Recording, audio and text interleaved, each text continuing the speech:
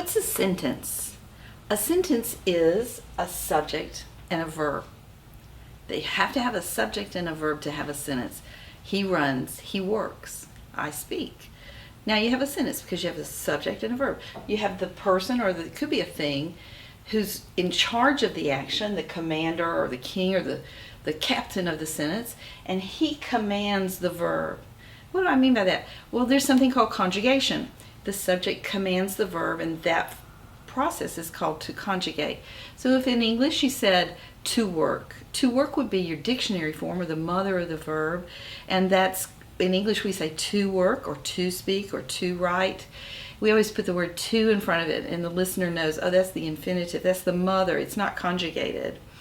But if you use it, you say I work, I speak, I run. Do you see? But as you go down the list of people, I, you, he, she, it, we, and they, you change it when you get to this one. I work, you work, he works. We work, they work. I run, you run, he runs. We run, they run. So when I get to this third position here, I add an S. Well, who knows why? But that's the way we do it in English. That's the way we conjugate a present tense verb in English. And if you didn't put the S, it would sound funny. So we actually do conjugate in English, even though you don't think about it because it's your native language. So now you're going to learn to speak Spanish, and you need to apply that same phenomenon to Spanish. And gracias a Dios, it works the same way, más o menos, and you can kind of keep yourself steady by memorizing this box first. Now I'm going to teach all this course with boxes. This is the subject box, and these are the pronouns, the little person that stands in place of the whatever it was. So let's say, my father works. My father works. So once you hear me say my father, I realize you know who I'm talking about. So the next time I don't have to say my father again. Next time I can say he, because he stands in the place of that. So my father works. He works downtown. So you know that he refers to my father because I just said it. Well, that's what a pronoun does. It stands in the place of a person, place, or thing that you're referring to. So let's say them in English. I, you, he, she, it, we, and they. So when you read anything or write anything, the first question you say to yourself is, what's my subject? And then you say, what's my verb? And when those two agree with each other, you have a sentence and you make 100, right? So in Spanish, instead of to speak or to write or to run, they have verbs that end in 3 different ways: AR, ER, and IR. So there's no to, it's just hablar, comer, escribir.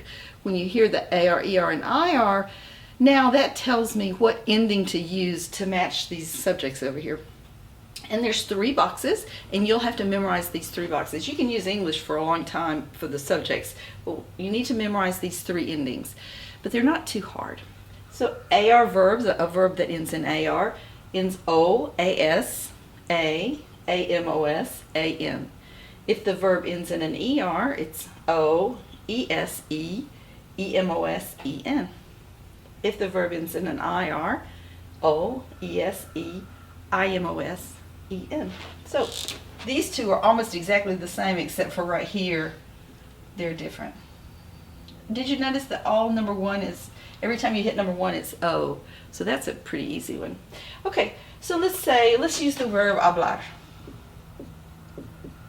All right, what did I tell you? What did I tell you to do? Ask yourself, what's my subject? What's my verb? So let's choose a subject. I'm going to choose I. What's my verb? When you ask yourself what's my verb, answer in the infinitive so that you can hear whether it's AR, ER, or IR.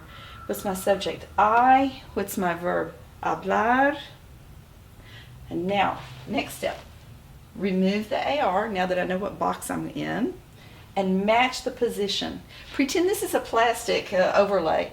Pick it up and put it on top of the appropriate box, and if you drilled a hole, the answer would be right through there on the other side. So I speak is hablo. You speak is hablas. He speaks is habla. We speak is hablamos. And they speak is hablan. Do you see how that works? So it's really consistent and really easy. Let's do an ER verb.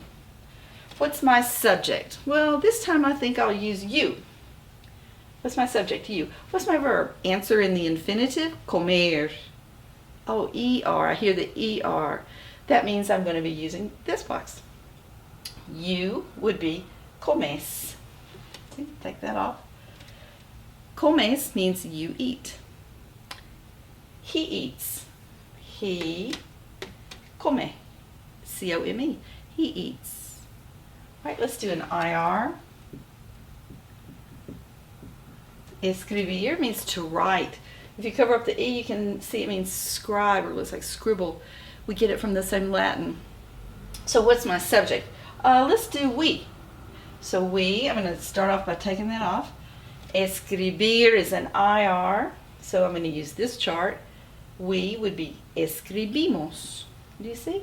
Escribo, escribes, escribe, escribimos, escriben. And you just keep matching these subjects to the appropriate box endings. And now you can say dozens and dozens of things in Spanish with just this little piece of information right here. Let's do it one more time. In English, you're going to use the English pronouns I, you, he, she, it, we, and they. Those are your English pronouns. We're going to use those for a while to anchor ourselves. So whenever we want to ask how to conjugate, let's refer to English. See? And then what's my subject? And then conjugate your verb. That's all there is to it.